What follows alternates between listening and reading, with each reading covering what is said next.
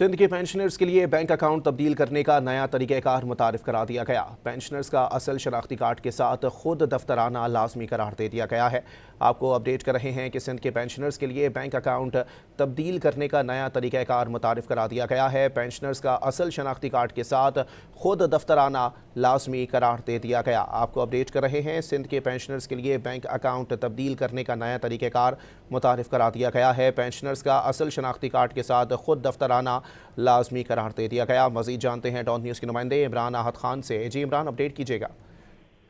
देखिए, बिल्कुल सिंध के जो पेंशनर हैं इनके लिए बैंक अकाउंट में तब्दील करने का नया तरीक़ेकार जो है वो जारी कर दिया। पेंशनर के असल शनाख्ती कार्ड के साथ वो दफ्तर में आना लाजमी करार दे दिया गया। ये एजी सिंध की जानिब से फैसला किया गया है।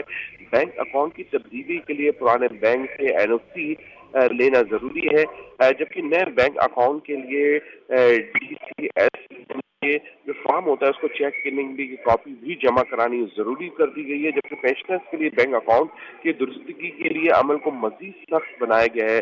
जिस्मानी तस्दीक जो है उसके लाजमी करार दी गई है।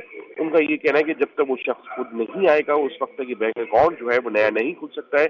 एजी सिंध ने ऑफिस सर्कुलर जो है वो जारी कर दिया है और इसमें सख्त अहकामात किए कि इसके बगैर जो है कोई भी शख्स अपनी पेंशन जो है वो बैंक अकाउंट तब्दील नहीं कर सकता जब वो खुद वहाँ ओरिजिनल शनाख्ती कार्ड के साथ नहीं आएगा। जी बहुत शुक्रिया इमरान।